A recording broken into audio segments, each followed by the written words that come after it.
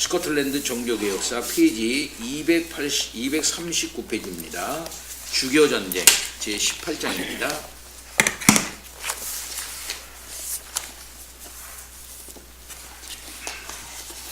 제1차 주교전쟁 1638년 12월에 폐회된 글래스고 총회의 결정은 런던의 찰스 1세에게 너무 큰 충격으로 다가왔다.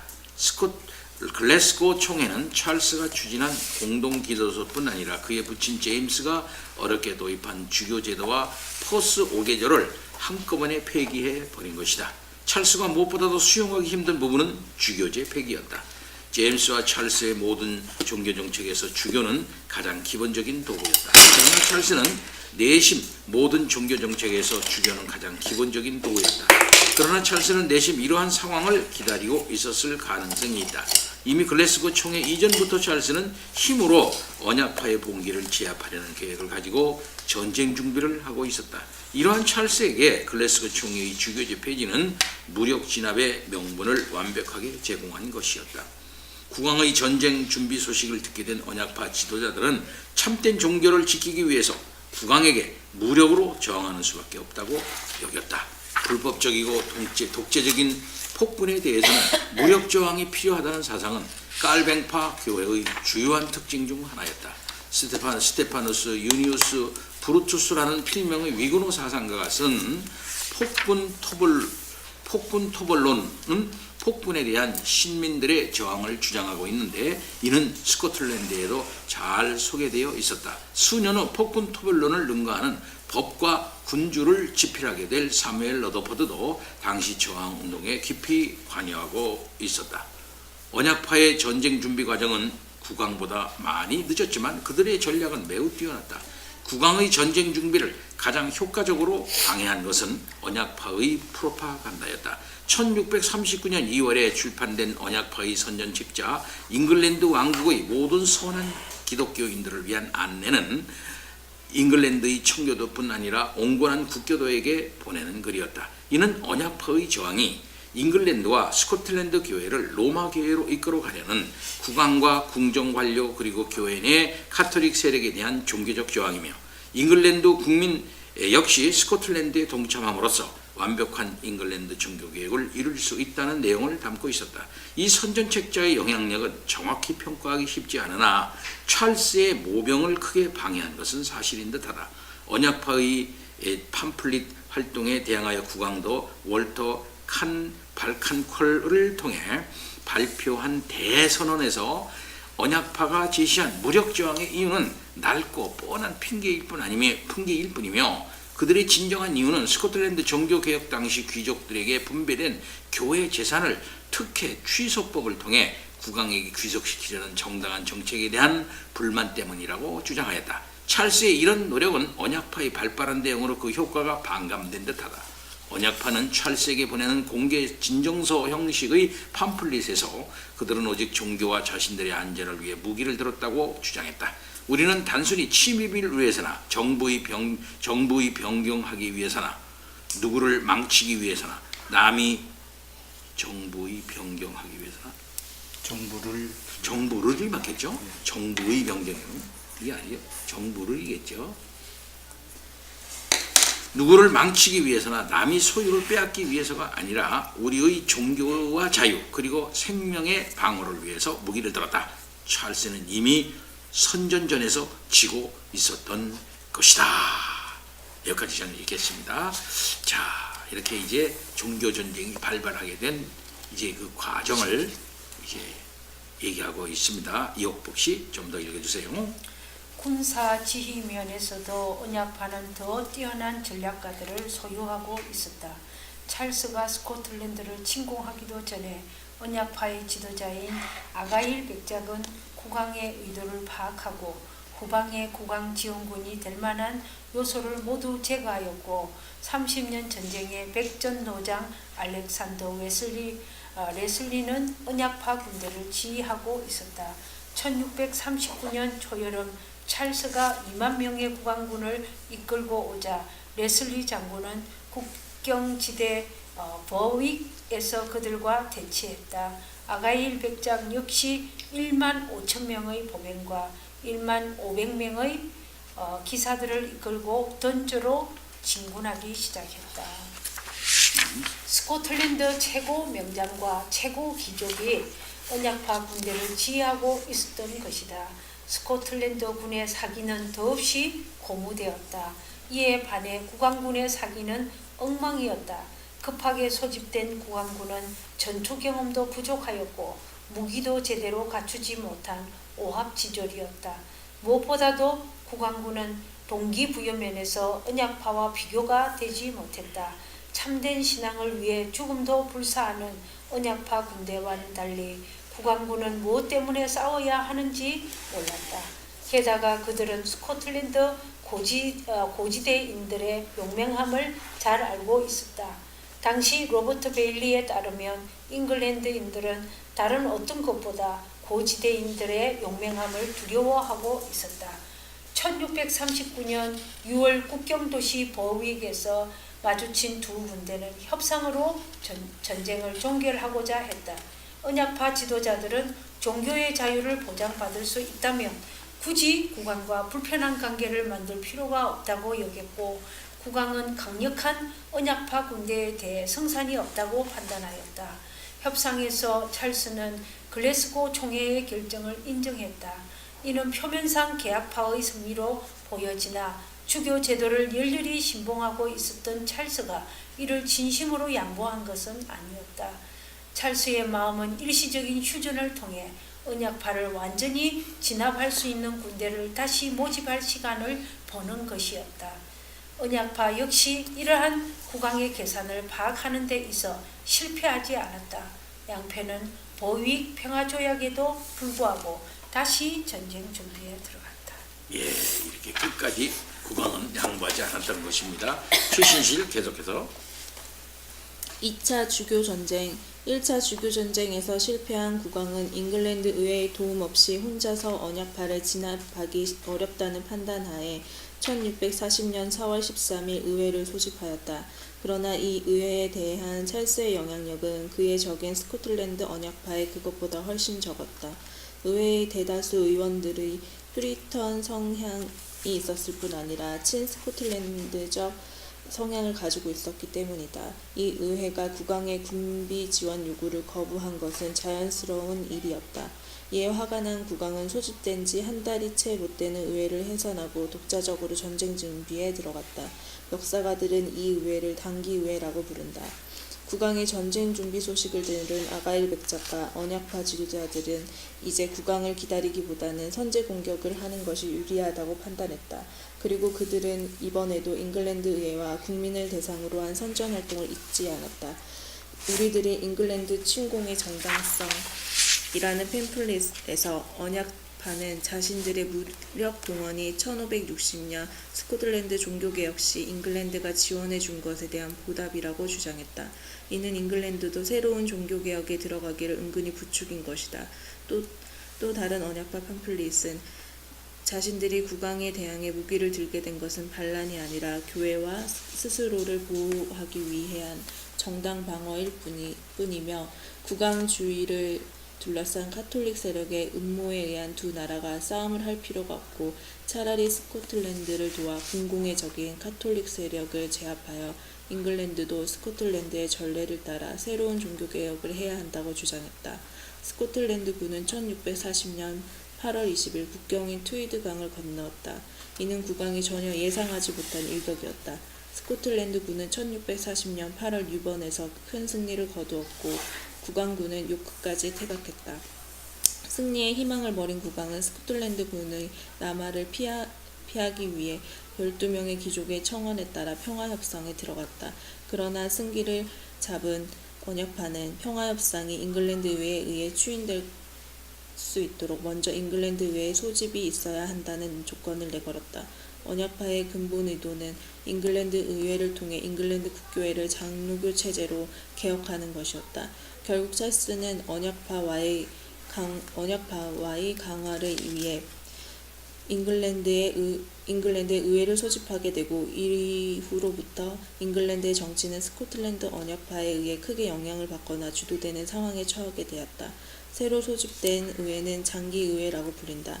2차 주교전쟁의 준비와 전쟁 과정에서 언약파 지도자들은 조심스럽게 잉글랜드 교회를 스코틀랜드 교회와 같은 장로교로 개혁해야 한다는 생각을 가지기 시작한 것으로 보인다. 그들은 가장 잘 개혁된 스코틀랜드 교회가 오염된 것은 전적으로 이웃에 있는 불완전하게 개혁된 잉글랜드 교회 때문이라고 보았다. 이러한 위험성을 완전히 제거하는 방법은 이웃의 교회를 자신들과 동일하게 만드는 것이었다.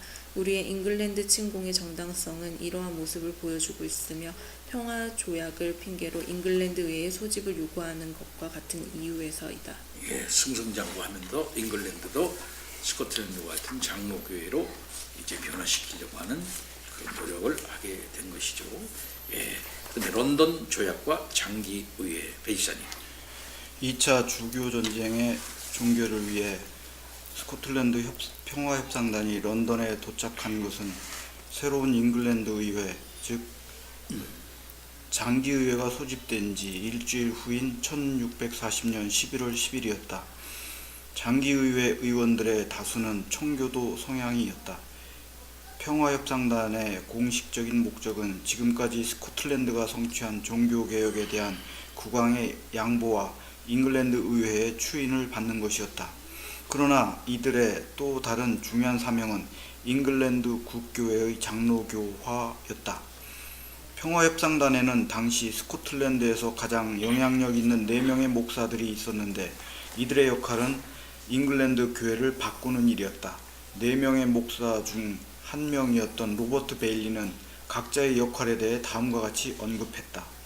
로버트 블레어는 장로교보다 뉴 잉글랜드의 제도를 좋아하는 사람들을 달래기 위해서, 나는 내가 팜플릿을 통해 공격한 바 있는 잉글랜드 국교회를 옹호하는 자들을 반대하기 위해서, 그리고 길레스피는 그가 글로써 공격한 바 있는 잉글랜드의 예배의식을 비판하기 위해 선택되었다. 이러한 목적을 띠고 온 스코틀랜드 평화협상단에게 더욱 자신감을 불어넣어 준 것은 장기의회와 런던 시민들의 열렬한 환영이었다. 혹시라도 장기의회가 또 다른 군사를 일으키려는 찰스에게 협조할지도 모른다는 평화협상단의 염려는 기우였음이 판명되었다. 장기의회에 대한 베일리의 첫 보고는 우리는 열렬히 환영을 받고 있다는 말이었다. 1641년 1월 29일 날짜로 쓰여진 베일리의 편지는 런던 시민들의 태도를 잘 보여주고 있다.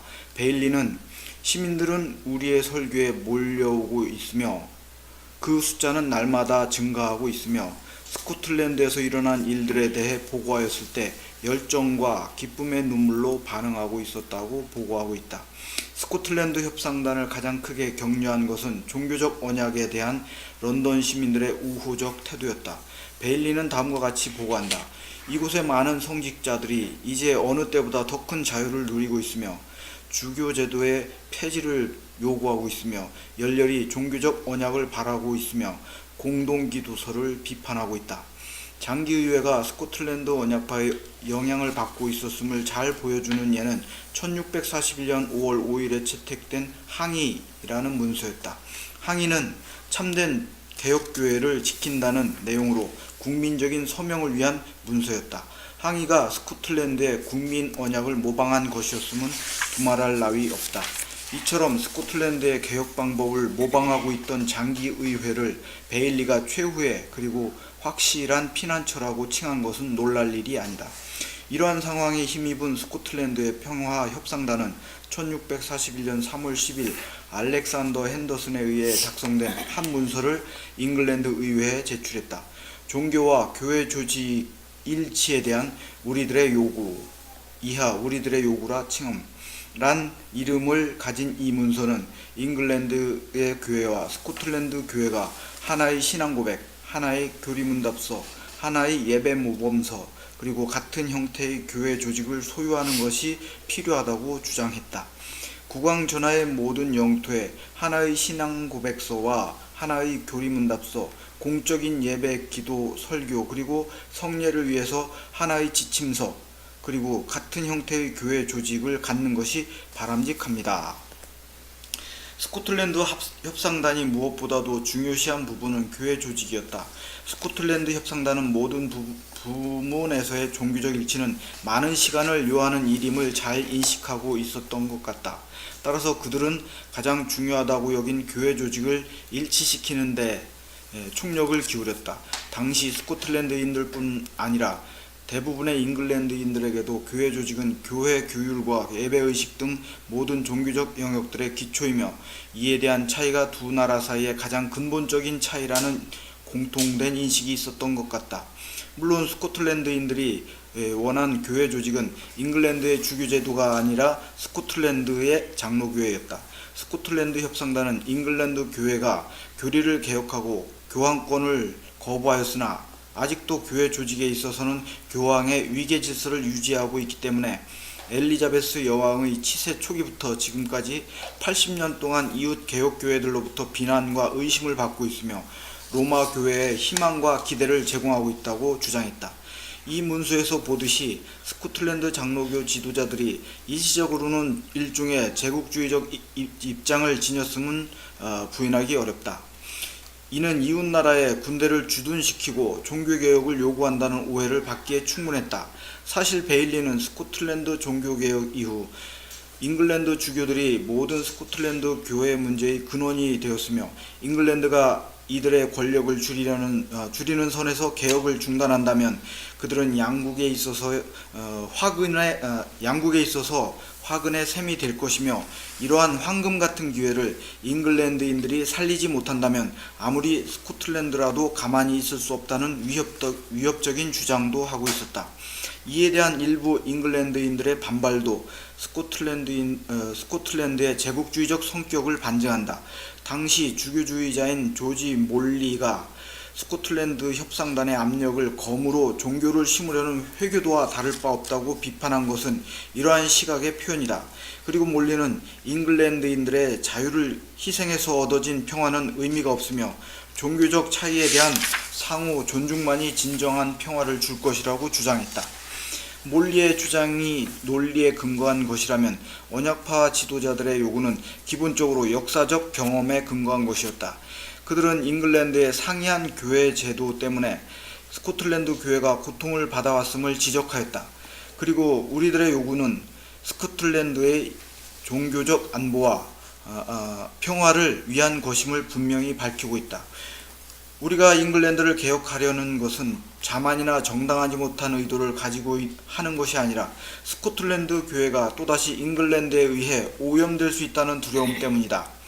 어떤 평화 조건이 타결되든 간에 잉글랜드의 주교제도가 존속하는 한 영속적인 평화를 만들 방법이 없다. 왜냐하면 같은 원인은 같은 결과를 만들 것이기 때문이다. 사실 언약파의 주장대로 소국인 스코틀랜드가 대국인 잉글랜드를 강제하는 것은 실제적으로 불가능한 일이었다. 우리들의 요구에서 스코틀랜드의 제국주의적 모습이 있었다 해도 이는 그들의 주장처럼 자국교회의 확대가 아니라 자국교회의 보호를 위한 것이었다. 만일 우리가 언약파의 정책을 제국주의라고 인정한다고 해도 그것은 적극적 제국주의가 아니라 소극적 제국주의라고 보아야 할 것이다. 스코틀랜드 평화협상단의 우리들의 요구는 잉글랜드 전국을 양분시키기에 충분했다. 그들의 동조하거나 반대하는 팜플릿이 거의 매일 출판되고 있었다. 일부 팜플릿은 스코틀랜드 국교회를 신앙이 깊은 빌라델피아 교회로, 잉글랜드 국교회를 라우디게아 교회로 보았다. 그러나 장로교회에 반대하는 제한적 주교제도를 주장하는 이들도 적지 않았다. 조지 딕비는 1641년 2월 8일 하원에서 행한 연설에서 장로교는 주교구당 한 명인 주교를 폐지하는 대신 교황을 한 명씩 세우는 제도라고 비판했다. 어떤 이는 민주주의가 국가를 혼란스럽게 하는 것처럼 장로교가 교회를 혼란에 빠뜨릴 것이라고 비판했다. 토마스 아스톤은 의회를 설득하기 위해 쓴 팸플릿에서 만일 26명의 주교들이 법의 통치로부터 이탈한다면 의회에서 쉽게 책임을 물을 수 있지만 장로들과 그들의 하수인을 포함한 약 4,000명의 교회 치리자가 전횡을 일삼는다면 어떻게 의회가 통제하며 어떻게 군주제와 조화할 수 있으며 그리고 무정부 상태로 갈 위험성이 얼마나 큰가라고 의문을 제기했다. 그럼에도 불구하고 평화협상단은 잉글랜드 의회 지도자들의 개혁 의지를 의심하지 않았다. 잉글랜드 의회는 평화협상단의 우리들의 요구에 대해 이미 교회 조직에 대한 개혁을 고려 중이었으니 적당한 기간 내에 신의 영광과 교회와 두 왕국의 평화를 위해 가장 좋은 것을 만들어낼 것이라는 약속을 주었고 5월 27일에는 주교제도 폐지를 담고 있는 뿌리와 가지 법안을 심의하기 시작했다. 이러한 진척에 힘입은 스코틀랜드 평화협상단은 1641년 6월 2일 스코틀랜드로 귀향하는 배에서 왕의 포도주와 맥주를 마시면서 이들이 이룬 성과를 자축하고 있었다. 베일리는 그의 7월 15일에 쓴 편지에서 낙관적인 전망을 하고 있었다. 하원은 하나님의 영광을 위해 뿌리와 가지를 없애는 법안을 이미 통과시켰으며 상원도 그 법안을 곧 통과시킬 것입니다. 이 몹시 쓴 약을 삼키기 싫어하는 왕도 끝내는 추인을 하게 될 것입니다. 예, 스코틀랜드 장로교 언약파들의 그 노력에 의해서 잉글랜드에 가지고 협상단으로 가가지고서 잉글랜드를 계속 설득하는 과정에 보다 더 긍정적인 성과를 내는 것 같습니다. 그러나 그 이후의 상황은 또 다른 상황으로 이게 빠질 수도 있게 되는 거죠. 예, 그럼 잉글랜드 내전과 언약의 꿈, 잉글랜드 내전과 스코틀랜드. 그러니까 여기서 이렇게 본다 것 같으면 스코틀랜드의 장로교주의자들의 그 성경적인 그리고 치밀한 논리에 대하여 내가 보기에는 잉글랜드에서는 그 대항할 만한 논리가 좀 약했다 이렇게 볼 수가 있고요. 그만큼 잉글랜드 교회, 앵글리칸 처치가 갖고 있는 주교제 정치 제도가 로마 캐토릭으로부터 이제 완전히 벗어나지 못했다고 하는 그런 어떤 그것을 벗어날 수가 없었던 그런 거죠. 근데 이제 완전히 개혁하지 못하고 이제 지금까지 사실 이르게 된 것입니다. 그래서 지금도 잉글랜드 교회는 주교제가 계속 있지 않습니까? 찰스는 여기서 이제 참해서 이제 전쟁이 일어나가지고 이제 죽고, 근데 잉글랜드에서는 사실상은 그 엘리자베스 1세의 그런 어떤 그 영향력이 강화돼가지고서 그 위에 계속 내려오게 되고 있는 걸 볼 수가 있습니다. 잉글랜드 내전과 언약의 꿈. 잉글랜드 내전과 스코틀랜드. 1942년 8월 잉글랜드에서의 종교 개혁 소식을 기다리던 언약파 지도자들의 놀라운 소식이 들렸다. 개혁을 요구하는 잉글랜드 의회와 이를 거부하는 국왕 간의 갈등이 심화되더니 급기야는 내전으로 발전하고야만 것이다. 찰스는 청교도 성향이 강한 런던을 떠나 노팅엄에서 기치를 세우고 의회와의 전쟁을 선포했다. 잉글랜드 의회 역시 자구책으로 군대를 모집하면서 잉글랜드 내전이 시작되었다. 잉글랜드 내전은 스코틀랜드 언약파에게 큰 걱정을 심어주었다. 잉글랜드 내전의 상황에 따라 스코틀랜드 교회가 다시 위험에 처할 수 있었기 때문이었다. 만일 국왕군이 승리를 거둔다면 그 여세를 모아 스코틀랜드를 재침공할 것이 분명하였다. 또한 잉글랜드 내전은 스코틀랜드 내 여론을 움직이고 있었다. 특히 목사들 가운데는 잉글랜드를 도와야 한다는 시각이 강했다. 그들 가운데 일부는 그레이트 브리턴 섬의 두 국가인 스코틀랜드와 잉글랜드를 분열된 이스라엘 민족의 두 국가인 이스라엘과 유다로 여겼으며 스코틀랜드와 잉글랜드가 공동의 적에 대항하기 위하여 하나가 되어야 한다고 보았다. 이미 1641년 런던 조약을 위해 런던에 있었던 베일리는 머지않아 잉글랜드와 스코틀랜드의 동맹군이 30년 전쟁에 참여하여 대륙의 형제를 도울 수 있을 것이라고 전망했다. 불쌍한 팔레틴 제후에게 아직도 도움이 보이지 않는다. 그러나 드디어 우리 궁정의 변화가 있으며 아주 강력한 지원이 이곳에서 이루어질 것이다. 만일 스웨덴군과 동맹군이 내년 봄까지만 전선을 지켜준다면 잉글랜드와 스코틀랜드 연합군이 독일 땅에 나타나 목적을 이룰 것이다. 1642년 러더포드는 영국의 이스라엘과 유대가 함께 울면서 시온으로 향하는 길을 찾아야 한다고 주장하였는데 이는 공동의 적에 대항해 함께 싸워야 한다는 의미였다. 그의 여름 스코틀랜드 의회와 총회도 잉글랜드와 함께 공동 정선을 펴야 한다는 입장을 가지고 있었다. 당시 스코틀랜드 언약파 지도자들이 고려한 계획은 잉글랜드 내전에 개입하여 국왕이 승리할 가능성을 없애고 동시에 잉글랜드 교회를 장로교로 만들고 함께 대륙의 30년 전쟁에 참가하여 카톨릭 세력을 물리치는 것이었다. 그러나 스코틀랜드 군대가 먼저 움직이기는 어려웠다. 이는 국왕으로부터 비난받을 여지가 있기 때문이었다. 또한 잉글랜드 의회에 종교 개혁을 요구하기 위해서라도 어느 정도 고자세가 필요한 상황이기도 했다. 그들은 전략적으로 밀고 당기기를 하고 있었던 것이다. 이미 먼저 잉글랜드에서 내전이 일어나고 있었어요. 그리고 스코틀랜드는 어떻게 할까 하고 딱 이렇게 하고 있었던 상황입니다. 자, 그럼 교회의 통일 문제 이옥북 씨 읽어주세요. 엄집사님 아까 안 했나? 아 그래요? 읽어주세요. 내전 초기 잉글랜드의 전황은 스코틀랜드 언약파 지도자들의 기대대로 되어가고 있었다. 잉글랜드 의회는 열세였고 스코틀랜드 군대의 지원이 절실히 필요한 상황이 되었다.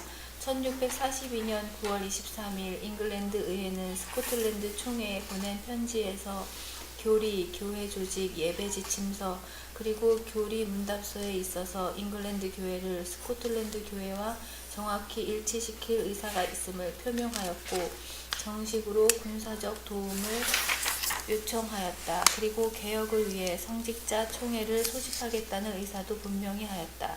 이에 대하여 스코틀랜드 총회는 주님이 잉글랜드와 이제 논쟁을 하고 계십니다. 그러나 이는 하나님 이름에 대한 예배와 그의 집인 교회 조직이 하나님 뜻에 맞게 정착되기 전에는 사라지지 않을 것입니다. 라고 답변을 보냈다. 잉글랜드 의회가 종교개혁을 하지 않는다면 도울 수 없다는 대답이었다. 그들이 말한 종교개혁은 하나의 신앙 고백서, 하나의 예배 모범, 하나의 교리 문답서, 그리고 한 형태의 교회 조직을 의미했다. 물론 스코틀랜드 교회가 두 교회의 통합을 의미한 것은 아니었다. 그것은 두 교회가 같은 모습, 즉 통일성을 가지도록 하자는 것이었다. 그리고 통일성은 성경적인 교회의 모범인 스코틀랜드 교회에 잉글랜드 교회가 맞추는 것이라고 설명을 덧붙였다. 총회는 그와 함께 장로교는 하나님이 제정한 교회 제도라는 입장도 피력했다. 주교 중심제의 개서제를 치우고 나면 그 다음에는 양심을 강제하지 않아도 잉글랜드의 회의에 의한 교회 정부를 정착시키는 것은 쉬울 것입니다. 왜냐하면 개혁교회들은 의심 없이 그들의 교회 직원과 높고 낮은 교회 7위회에 구성되는 교회 조직을 하나님의 정한 것이며 영속적인 것으로 보기 때문입니다. 자, 이렇게 장로교회의 정치 제도는 그 교회 조직이라는 것은 시대적 산물이 아니라 하나님이 정하신 교회 제도라고 하는 것을 스코틀랜드 교회의 교회들 지도자들은 확신하고 있었단 말이죠. 그게 중요해. 근데 오늘날 많은 젊은이들과 많은 이게 장로교 안에 있는 사람들까지 또 어떻게 생각하냐면 그것은 시대 정치적 그 문화적 상황에서 나온 제도다 이렇게 생각을 한다고요. 그렇기 때문에 이거는 그 스코틀랜드 상황과 우리가 다르고 그렇기 때문에 이거는 바뀔 수가 있는 것이다.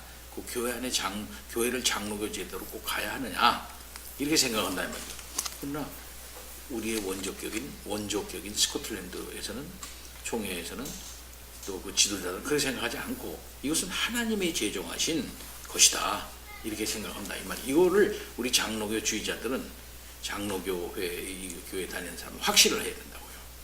이걸 그런 확신을 가지고 그들은 끝까지 양보하지 않고 끝까지 교회 조직을 장로교 제도로 해나가려고 노력하고 있었던 것이다 이 말이에요. 아직까지도 이에 대한 확신이 없는 사람들이 많아. 목사들도 똑같아요. 그거 뭐 칼빈이 그 만든 거고 스코틀랜드에 정착된 그 당시에 시대 문화적인 산물이지 뭐 그때 당시에. 그러니까는 한마디로 말해서 로만 캐톨릭으로부터 종교 개혁을 하잖아. 그때 뭐가 좋을까? 이게 시체를 좋지 않겠나? 하고서 선택되어진 것이라는 그런 관점이에요. 그러나 그게 아니고 성경의 관점이며 그것은 하나님이 제정해 주신 교회 조직이다 라고 하는 확신을 우리가 가져야 한다 이 말이죠. 저는 합신인에 있는 젊은 사람들이나 합신 출신자들도 이것에 대한 확신이 없는 사람을 너무나 많이 봤어요. 예. 그래서 교회 안에 장로를 안 세워, 장로님을. 그리고 목사 마음대로 해버려. 결국은 뭡니까? 조그만 의미의 주교제가 돼버리고 마는 거예요. 또 교인들을 자기 마음대로 하고 말이죠. 이렇게 한다고. 그리고 당회를 무력화시켜버리고. 큰 교회 목사들 있잖아요. 큰 교회 목사들은 사실상 뭡니까? 당회를 무력화시켜버리고 자기 마음대로 하는 거예요. 사주직. 네? 사주직으로. 또 주교제야. 자기가 주교처럼 행동하는 거예요. 큰 교회 목사들은 다 그렇게 돼 있어요 지금. 자, 그리고 스코틀랜드 총회는 엄집사님 계속해 주세요. 그리고 스코틀랜드 총회는 스코틀랜드가 잉글랜드를 돕기 위한 선결 조건으로 두 나라가 언약에 들어가야 하며 이를 위해 잉글랜드 대표단이 스코틀랜드를 방문하여 공식적인 절차를 가져야 한다는 입장을 분명히 했다. 이 같은 스코틀랜드의 강경한 입장에 잉글랜드 의회는 이듬해 여름까지 아무런 입장을 내놓지 못했다. 베일리는 1643년 7월에 열린 스코틀랜드 총회가 잉글랜드 특사를 기다렸으나 특사는 오지 않았다고 기록하고 있다. 그러면 잉글랜드 의회가 특사를 보내는데 주저한 이유는 무엇일까? 그것은 스코틀랜드의 요구대로 교회를 개혁하는 일에 대한 의회 내 의견이 갈렸고 상원의 일부는 만일 스코틀랜드가 잉글랜드 내전에 참여한다면 아일랜드 카톨릭 교도들이 국왕편에 설 수 있다고 우려하였기 때문이다. 그러나 전선의 상황은 이 모든 고려를 무시하게 만들었다. 1644년 6월 의회군 지도자인 페어팩스 경이 국왕군에게 크게 패배한 것이다. 잉글랜드 의회는 더 이상 머뭇거릴 시간이 없었다. 잉글랜드 의회는 우선 6월 12일 날짜로 성직자 총회 웨스트민스터 총회의 소집령을 내렸다. 이는 스코틀랜드 자신들이 교회 개혁에 매우 진지하게 임하고 있음을 알리기 위한 것이었다. 그리고 의회는 스코틀랜드로 갈 협상단을 임명했다. 상원의원을 대표하여 루틀랜드 백작이 하원을 대표해서는 헨리 베인, 윌리엄 아민, 해처, 달리가 참여하였다. 그리고 웨스트민스터 총회를 대표하여 스테판 마샬과 필립 나이 목사가 참여하였으며 협상단의 대표는 헨리 베인이었다.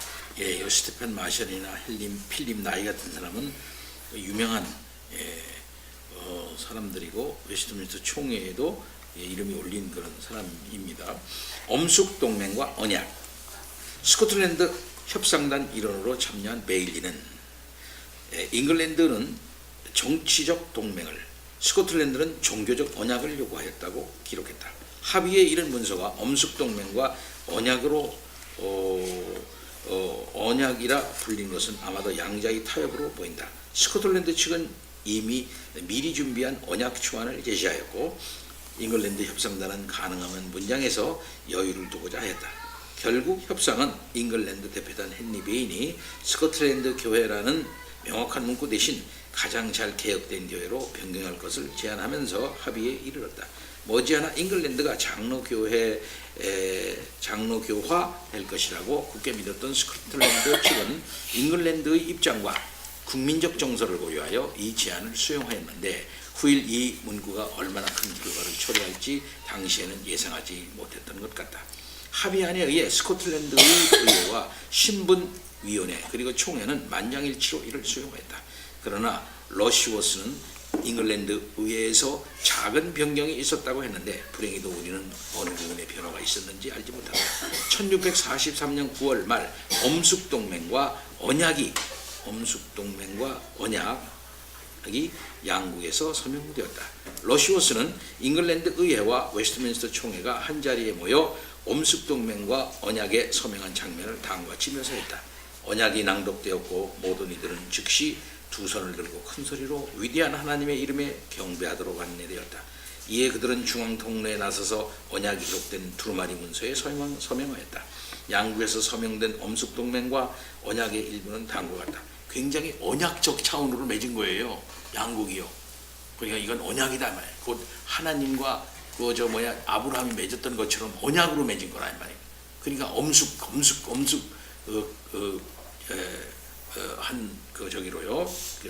동맹입니다.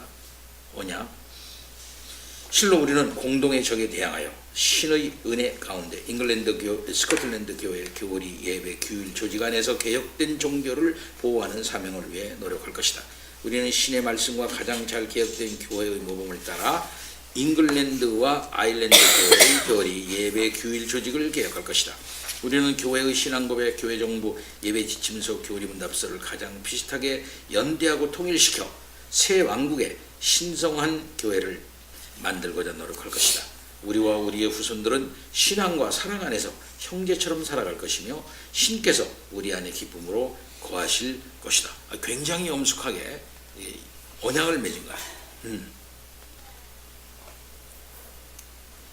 엄숙동맹과 언약은 잉글랜드와 스코틀랜드를 영국의 이스라엘과 유대로 간주하고 있던 양국의 청교도 주류에게 엄청난 흥분을 야기한 것으로 보인다. 베일리는 엄숙동맹과 언약을 수백 년간 일어난 수많은 위대한 일 중에서도 가장 위대한 것이며 새로운 시대의 신호라고 믿었고, 러더포드는 이를 그리스도의 영광을 전 유럽으로 보낼 수 있는 기회로 보았다.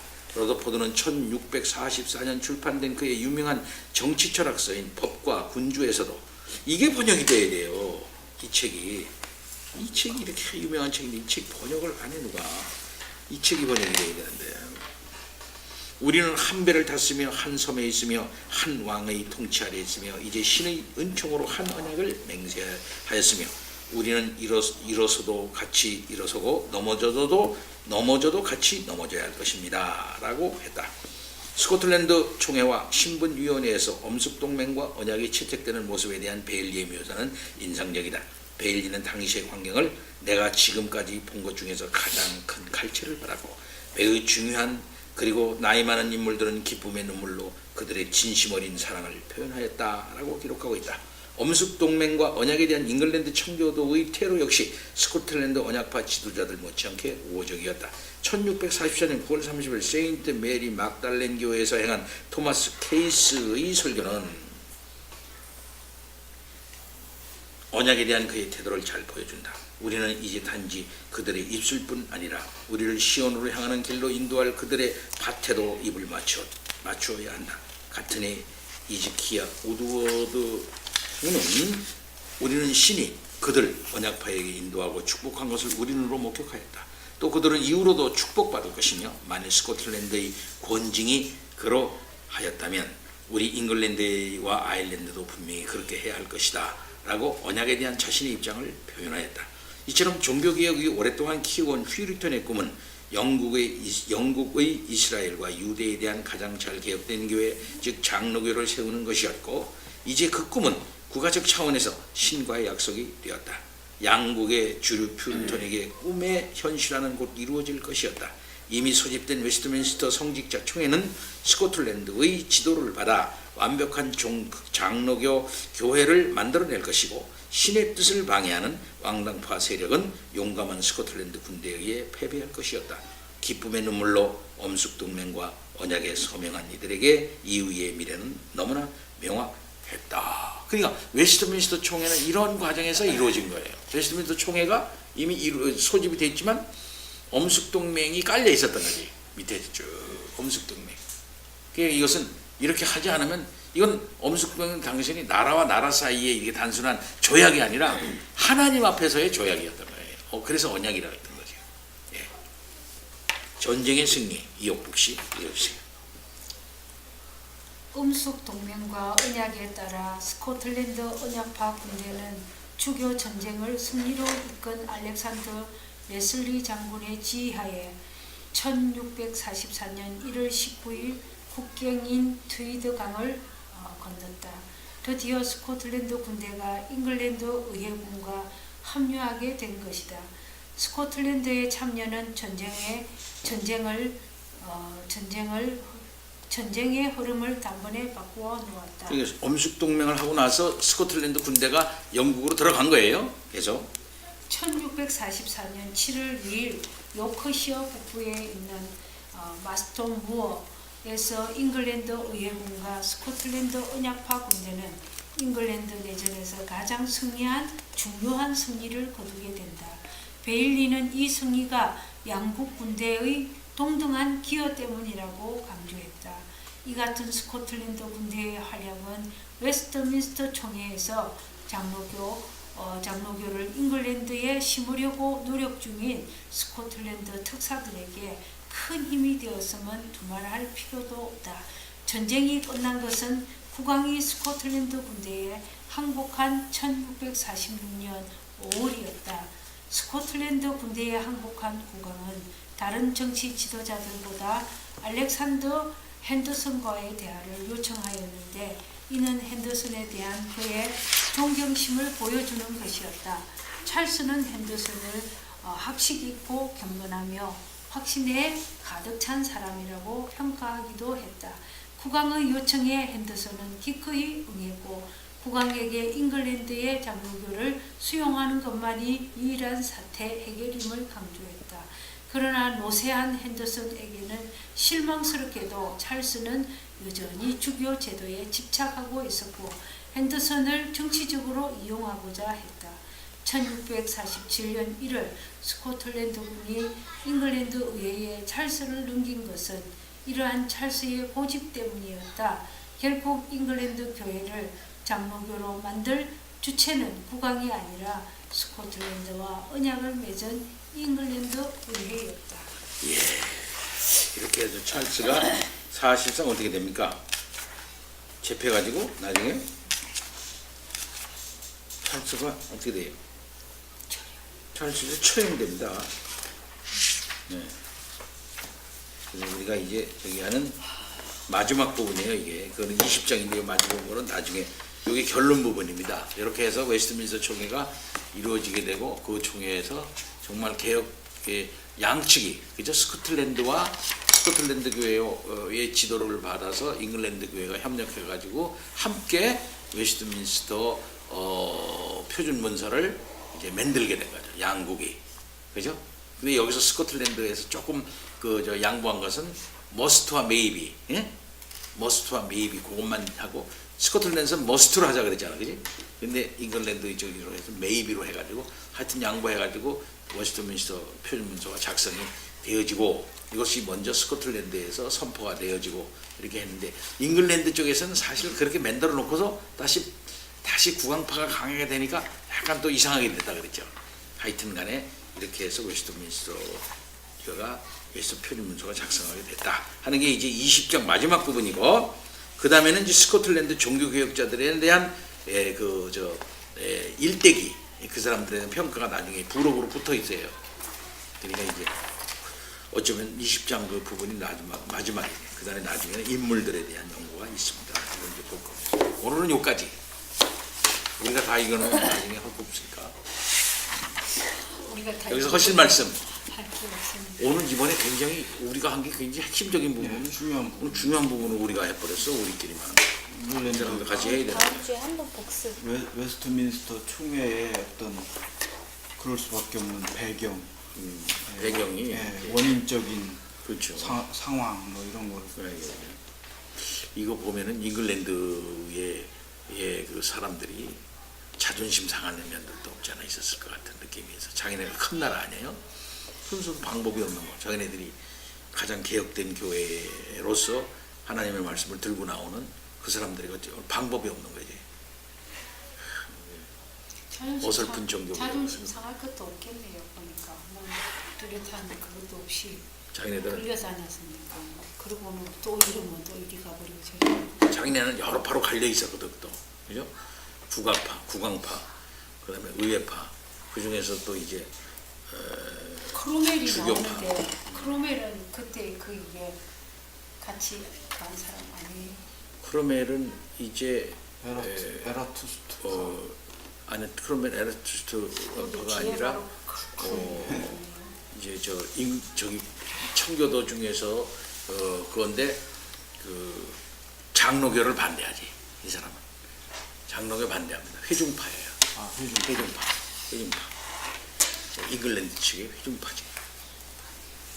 그러니까 이제 우리 강력하게 긍정적인 면이 올리버 크롬웰에게 있긴 있었지만은 사실상 장로교적인 차원에서 본다고 같으면은 조금 개혁을 늦춘 사람이라 한 가지라 볼 수가 있습니다.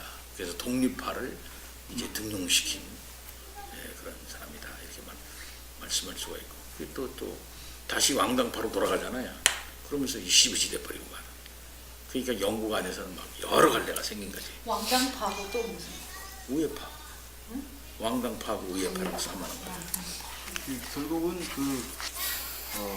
웨스트민스터 총회라는 역사적인 결과물을 만들기 위해서 예, 그 두 나라가 역사적으로 환경 조성이 그렇게 된 거 아닌가. 그렇다고 볼 수 있습니다. 예, 예. 그리고 그 다음엔 끝이야. 예, 예. 그 다음에는 뭐 다시 뭐 전혀 뭐 저기를 안 해. 그 밑에서 웨스트민스터를 해놓고서 영국 교회에서는 시지부지 예식을 했다 하고 장인들이 39개조로 떨어져 버리죠.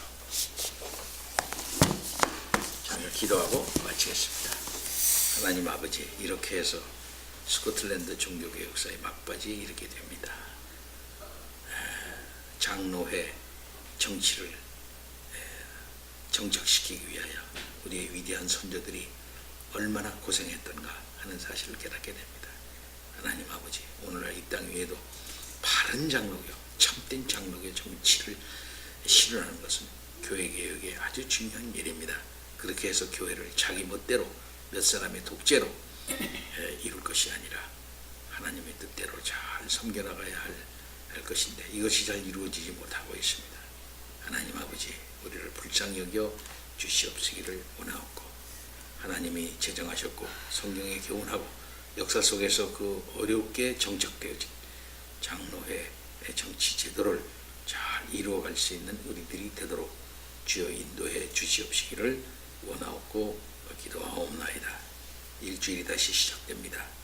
우리 교인들 어디에서 무엇을 하든지 강건하게 건강하게 맑고 바름으로 일을 이루어갈 수 있도록 인도해 주옵시기를 원합니다. 특별히 배정술 집사 내외에게 복을 허락하여 주옵소서. 믿음의 복을 허락하여 주시옵시기를 원합니다. 어떤 어려움도 참고 견디는 인내의 힘을 허락하여 주시옵시고, 하나님 아버지, 주의 교회에 소망을 두게 해 주시옵시기를 원하옵고 기도하옵나이다.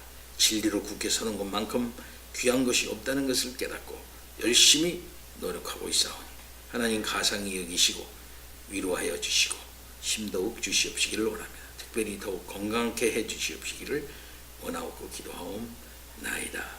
우리의 하연이에게 지혜를 주심 감사를 드리옵나이다. 맑고 건강하게 잘 자라나가도록 인도해 주시고, 어린 딸의 장래를 열어서 하나님 원하시는 아름다운 역사 이루어내는 훌륭한 사람 되도록 주여 인도해 주시옵시기를 원하고 기도합니다. 몸이 다소 약합니다. 하오나 그 모든 것을 잘 이겨내는 강건한 육체 허락하여 주옵소서. 우리 신실이가 병통을 이제 제거하고 이제 이번 주에는 제주도로 가게 됩니다. 하나님 감사를 드립니다. 우리 딸에게 믿음 주옵소서. 어려운 현실 속에서도 주님만을 바라보는 올곧은 믿음 허락하여 주시고, 아버지 하나님 믿음이 연약한 남편과 함께 멋지고 아름다운 신앙의 가정을 이루고, 아버지 하나님 참으로 주신 복을 누리는 귀한 딸이 되도록 주여 인도해 주옵시기를 원하고, 그 가정에 하나님 이세를 허락하여 주시어서 아름답고 복된 삶 살 수 있도록 인도해 주옵시기를 원합니다. 감사합니다. 오늘 참석하지 못한 이양민 집사, 또 여러 같이 공부하는 서룡찬 집사 함께하여 주옵소서. 예수 그리스도 이름으로 기도하옵나이다. 아멘. 예, 감사합니다. 고맙습니다.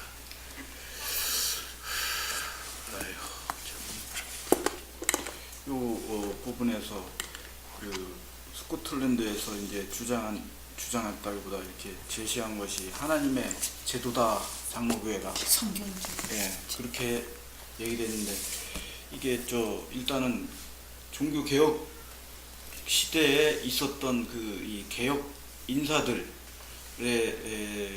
어떤 가르침이었던 거지 않습니까? 그게 이제 스코틀랜드로 간 거잖아요. 네. 그러면은 그 개혁 당시, 종교 개혁 당시 성경적 근거를 가지고 장로교회가 하나님의 제도다라고 이렇게 규명해 놓은 그런 자료는 그 있죠. 있습니까? 충분히 있죠. 그게 있으니까. 아. 그게 이제 칼빈에서부터 연유했고, 예. 그 존 낙스의 예. 그 설교와 그의 저작에 나타나 있고, 예. 그다음에 우리가 알다시피 조지 길리스피의 아론의 쌍난 지팡이 뭐 이런 데 잘 나타나 있고, 그다음에 아까 레드렉스 그 로드포드의 아까 번역돼야 된다는 책 있잖아요. 예. 법과 군주라는가, 법과 군주 레드렉스에 다 나타나 있고, 그다음에는 또 우리가 그동안 공부한 앤드류 멜빌, 앤드류 멜빌 책이 많아요. 근데 우리나라 앤드류 멜빌 책이 잘 소개가 안 돼 있어요. 앤드류 멜빌의 대단한 학자인데 그 사람 책에도 다 나타나 있고, 이것은 단순히 이 인간이 선택한 정치, 사회적, 경제적 상황에 의해서 가장 좋겠다 해서 이렇게 압축되고 선택되어진 어떤 제도가 아니라 하나님께서 원래부터 주신 제도가 장로교 제도다 라고 하는 그런 어떤 저작들이 쫙 나타나 있죠. 그걸 확실 못하는 사람들이 있어. 그러니까는 아까 내가 다시 얘기하면 성경의 제도이며 하나님이 원래부터 제정 교회를 구약교회와 신약교회에 주신 제도다 하는 사실을 인정하지 않고, 뭐 칼빈의 그 정치 제도다. 칼빈이 가르쳤으니까 언제든지 우리도 이거는 뭐 이렇게도 하고 저렇게도 할 수 있는 거 아니겠나 하나. 그 교회의 형편 따라 또 그 시대의 상황 따라 이렇게 할 수 있는 거 아니겠나 이렇게 생각을 하는 사람들이 많이 있어요. 그러나 생각해 보면은 뻔해. 정치 제도는 로만 캐토릭 제도를, 교황 정치 제도를 택할 것인가? 그 다음에는 회중 정치 제도를 택할 것인가? 아니면 주교 정치 제도로서의 에피스코팔 감독 정치를 택할 것인가? 근데 감독 정치는 천주교 제도의 거기서 거기란 말이에요. 거기서 거기란 말이에요. 그 다음에 회중 정치는 회중이 또 주도권을 잡는 것이라 이 말이에요. 그럼 회중에게 다 줄 수는 없는 것이다. 그렇다면서 감독에게 다 줄 수는 없는 것이다. 이게. 그러면 하나님이 주신 제도는 무엇이냐? 인간에게 주는 게 아니라 인간, 회중이라고 하는 인간의 모임, 그 다음에 감독이라고 하는 인간에게 주는 것이 아니라 교황에게 어떤 한 사람에게 주는 게 아니라 회의체에게 주는 것이다. 이렇게 가장 이게 성경적인 것이다. 이렇게 볼 수가 있습니다.